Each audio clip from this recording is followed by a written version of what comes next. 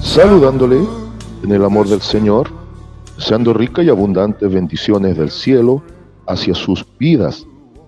Ha llegado la hora de compartir el devocional, el pancito diario de vida que tanto bien hace a nuestras almas. Hoy corresponde nuestra sección Sabiduría Bíblica. ¿Qué mejor que comenzar la semana con sabiduría bíblica? Es extraordinario tener al alcance nuestro la sabiduría bíblica. Y para sabiduría bíblica del día de hoy, le invito a que vayamos al primer capítulo del libro de los Salmos. Es un libro extraordinario. En realidad, en el fondo, son 5 libros en uno. Se reconoce que Salmos son 5 rollos de Salmos en un resumen para nosotros, o en un solo tomo para nosotros, más bien dicho, que se conoce como el libro de los Salmos. Mira el capítulo 1, lo que nos va a enseñar. El justo y los pecadores. ¿Se recuerda que le he enseñado que en Biblia no existe el bueno y el malo? Existe el justo y el malo, el justo y el pecador. ¿Y por qué no habla del bueno? Porque en esencia ninguno es bueno. Pero aquel que está en relación con Dios por la obra de su Hijo ha sido justificado. Entonces la diferencia se demarca en que va a haber un justo y un pecador, un justo y un malo. ¿Se entiende, cierto? Perfecto. Entonces vamos a meditar bajo este título, el justo y los pecadores. Vamos al libro de los Salmos. Salmos capítulo 1, versículos 1 al 6. Y dice así la palabra del Señor. Bienaventurado el varón que no anduvo en consejo de malos, ni estuvo en camino de pecadores, ni en silla de escarnecedores se ha sentado, sino que en la ley de Jehová está su delicia, y en su ley medita de día y de noche. Será como árbol plantado junto a corrientes de aguas, que da su fruto en su tiempo, y su hoja no cae, y todo lo que hace prosperará. No así los malos, que son como el tamo que arrebata el viento. Por tanto, no se levantarán los malos en el juicio, ni los pecadores en la congregación de los justos. Porque Jehová conoce el camino de los justos, mas la senda de los malos perecerá. Amén.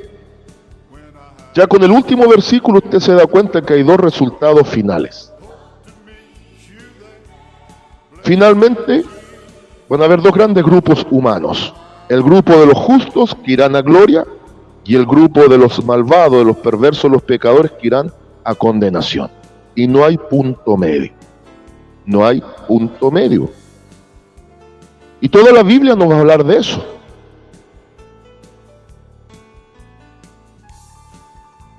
Comienza con una bienaventuranza. Toda esta sección de Salmos, todos los Salmos, en su versículo 1 comienzan con una bienaventuranza. Cuando hablamos de una bienaventuranza, es una dicha que de Dios procede por estar en Dios. ¡Yujú! ¿Me lo entendió? Está el bienaventurado y está el desventurado. El desventurado es el que está sin la cobertura de Dios y vive y muere en sus pecados. Es aquel que está en una vida de desgracia, aunque no se dé cuenta que es un desgraciado. Perdóneme que lo use así.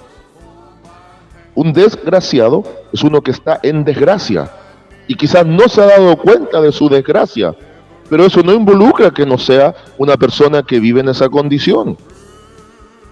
En la contraparte está el que está bajo una bienaventuranza, está bajo la dicha de haber sido perdonado sus pecados, de estar en paz con Dios, reconciliado y en calidad de hijo. Entonces la bienaventuranza es la dicha, es el favor de Dios, que resultará en vida eterna para los que están bajo esta gracia y han vivido también obviamente testificando salvación, llevando la palabra de Dios en la obra, en su día a día.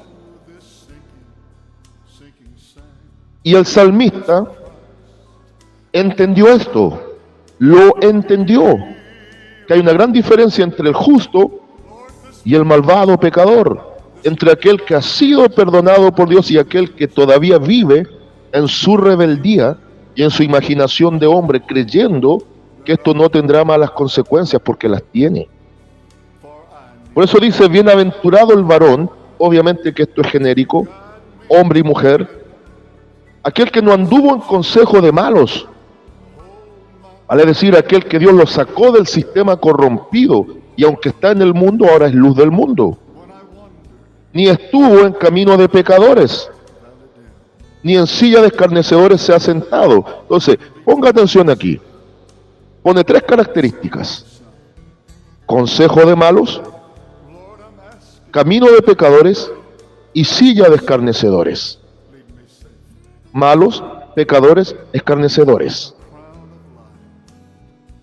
Los malvados, los que hacen iniquidad, los pecadores que viven en pecado, y los escarnecedores son los que se burlan de las cosas de Dios. Y habla de consejo, camino y silla. ¿Cuál es el consejo de los malos? Vive tu vida, no te preocupes, después de esta vida no hay otra. ¿Cuál es el camino de los pecadores? Vive para el placer, fuiste hecho para el gozo. ¿Y cuál es la silla de los escarnecedores?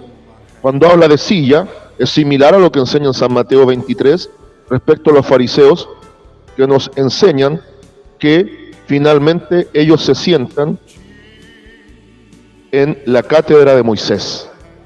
Es decir, ellos se apoyan en lo que Moisés enseñó, pero nunca lo han puesto por obra.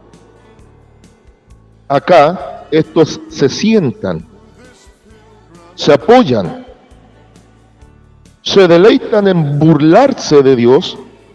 Incluso hoy por hoy hay ateos perversos que están dictaminando leyes, tratando de desaparecer a Dios de la ecuación y anularlo de la vida social del individuo. En la contraparte, ahora va a presentar quién es el justo. El justo, el que está bajo esta bienaventuranza, es uno que encuentra su delicia, vale decir su reposo, su descanso, su alimento, su sustancia de vida en la ley de Dios. Para equivalente de iglesia es aquel que en la palabra de Dios encuentra todo lo necesario. Y que en esta ley, para nosotros la palabra, medita de día y de noche. ¿Qué significa meditar?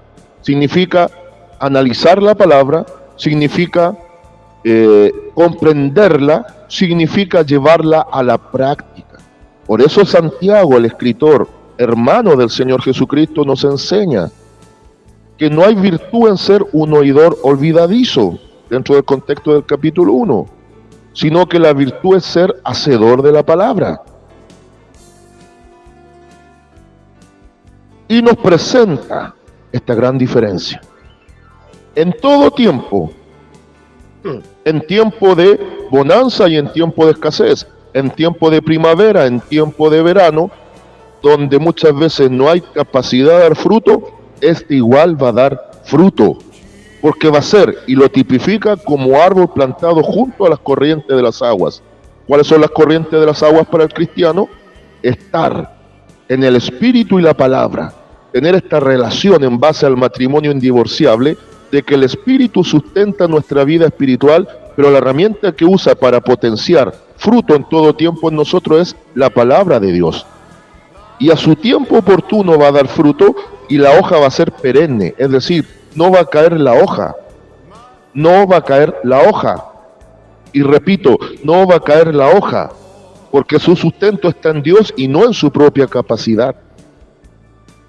Y obviamente todo lo que hará, caminando en temor reverente de Dios, porque medita de día y de noche en la ley de Dios, en la palabra de Dios, va a ser prosperado. Y ojo, no tiene que ver relación directa con lo económico o lo material, sino lo espiritual. Y después pone la contraparte. No así los malos. ¿Qué pasa con los malos? Van a ser arrebatados como el tamo, como esa paja seca que el viento lleva. ¿Qué más va a pasar? En el juicio no se van a levantar los malos, es decir, viene un juicio de condenación para ellos y no para vida eterna como para el justo. Y no se olvide que así como Dios conoce el camino de los justos, Dios hará que perezca la senda del malvado. Creo que todo ha sido consejería y del mismo texto analizado se desprenden las conclusiones. Perfecto. Nos queda la consigna y lema para el día de hoy. Bienaventurado es aquel que en Dios tiene relación de vida. Saludos de paz, amor y bendición desde Longavia cada uno de ustedes.